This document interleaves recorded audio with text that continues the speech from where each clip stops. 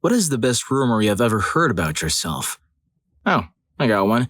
Back during my freshman year at high school, an all-boys private school, there was a relatively brief period for about a month or so where I had this misplaced reputation of being a hardcore toughie. For context, I'm not and never have been a particularly big guy. I'm rather short, at only 5'7" or 5'8", and while I worked out and exercised a lot in high school and played sports, I was never the bulky type in the slightest. More context is probably necessary for this. Just a few days prior, I had lost both of my dogs who I had grown up with. They were old and we had to put them down, and being only 15 years old, I was still getting over it, and for a couple of weeks at least, rarely cracked a smile. I was typically in a pretty bad mood most of the time.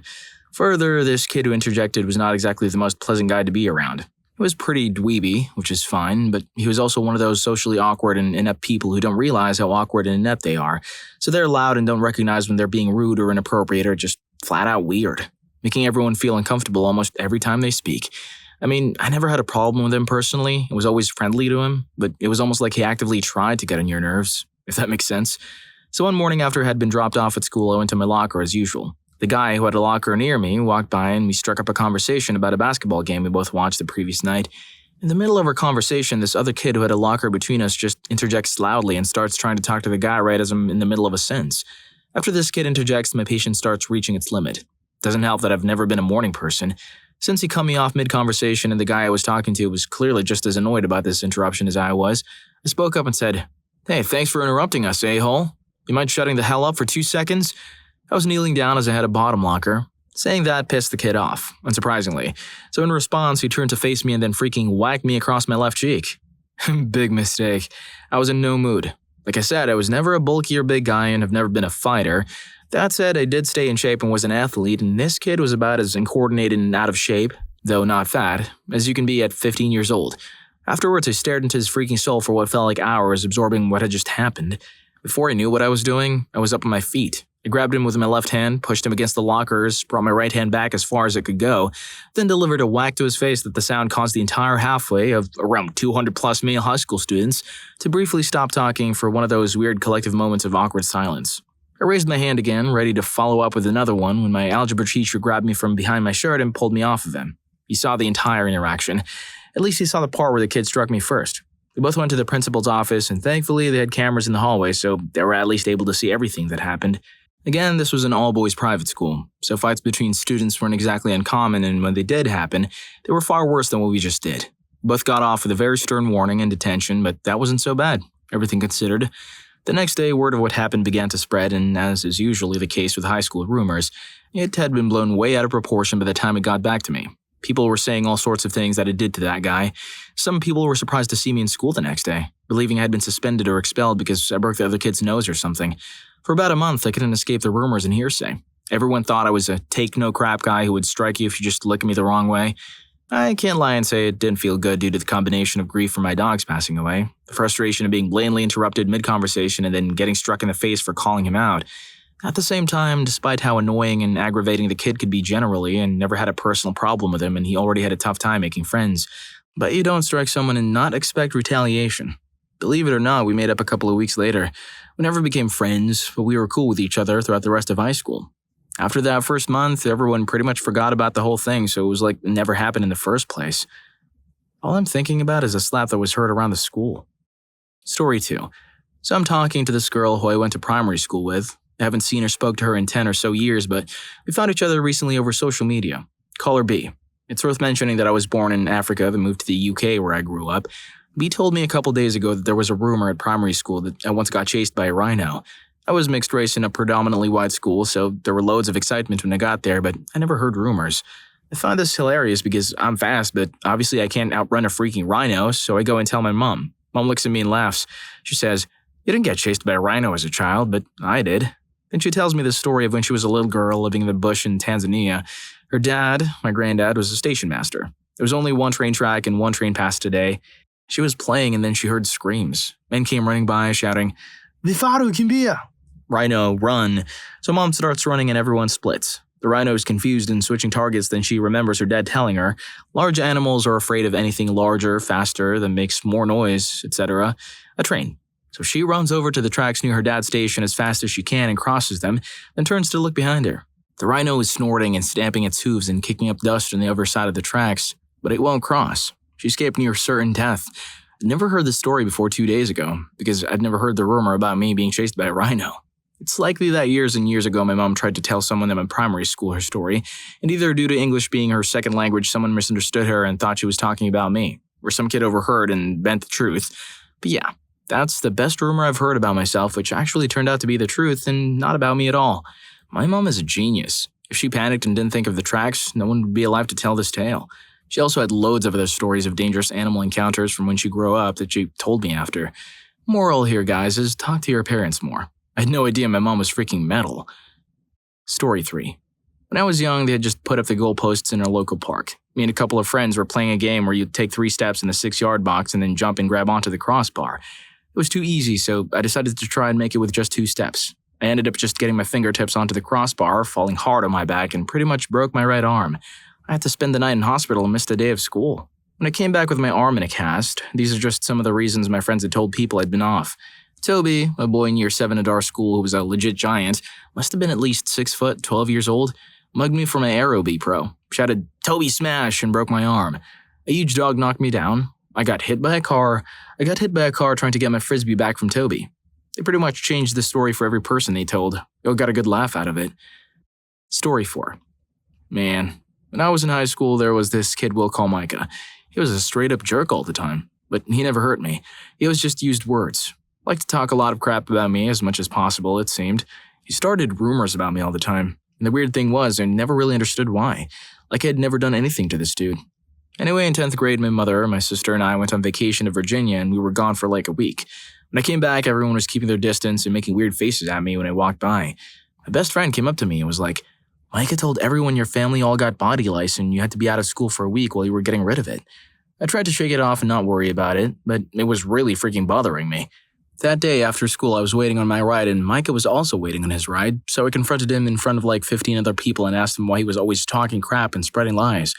I tried to act tough a couple of times, but I wouldn't back down and told him, basically in so many words, that this was going to be a fight, that we were past the point of talking, and that dude ran away from me. And so a new rumor got started that Micah was a coward. Only that rumor was true. And then he later got kicked out of school for selling something illegal to people, so I feel like everything worked out in the end. Story 5. I competed in a robotics competition while in high school. I did a lot of electrical or programming work for our team, carried a small pocket knife, think cheap keychain Swiss Army knife, to the after-school meetings at a local, off-campus workshop for stripping wires. So one random day of my final semester senior year, I got called up to the principal's office. It was while heading there that I realized I had my pocket knife from the night before when working on the robot. At this point, I'm freaking out as our school district has zero-tolerance policy. To compound things further, a fellow robotics student had been questioned earlier in the day due to some complaints from other students about him having bomb-making materials, which turned out to be printouts of how to do thermite reactions. When he was questioned, my name came up because of a conversation we had regarding an episode of Mythbusters where they blew up ice or something using thermite. Anyhow, I immediately fess up to having my knife, hoping full disclosure will help. It didn't, and ended up getting expelled and having criminal charges pressed against me. Cue the lawyers. Criminal charges got dropped, and the school agrees to allow me to graduate early as though nothing ever happened, to avoid the publicity as the other students didn't even get a suspension. Fast forward a few years and the topic comes up between my wife and I. We went to the same middle and high schools. She told me that the rumor was I actually had a bomb with me and that I was expelled because of it. Nothing was ever mentioned about the other guy, oddly enough. The criminal charges got dropped almost immediately. It took about a month for the school district to come to an agreement. I was just old enough that Columbine scared the crap out of me. So I grew up with the mindset that maybe zero tolerance wasn't a bad policy. Looking back, I realized while it's a policy with the best intentions, it lacks even the slightest amount of common sense to realize stuff like that is case by case and that accidents do happen. Wow, it seems like principals always jump the gun and then have no idea what to do after it turns out they're wrong. But you know what's not wrong? Hitting the like button and subscribing to my channel. Now let's get back to the video. Story 6. A few years ago, I volunteered in a desolate little village way up in the northwest corner of Georgia, the country. Then, as now, I was a brown-haired, blue-eyed, gingerbreaded, translucent-skinned Irish-American. After 6 months of teaching, I left the village for a week or two for summer vacation. By the time I'd returned, a rumor had spread among the villagers that I was actually black. Dato told me that you're black. Okay, well, who told Dato that? He just said he heard it around. Alright, but look at me. How am I black? I don't know. They say that you're black, but you're lying about it. This went on for about a month or two. Then a rumor started spreading about the Irishman in the next village over, but he had gone on a bender in Tbilisi, blown all his money, and hiked some 150 miles home. So that took the heat off me for a while. Story 7.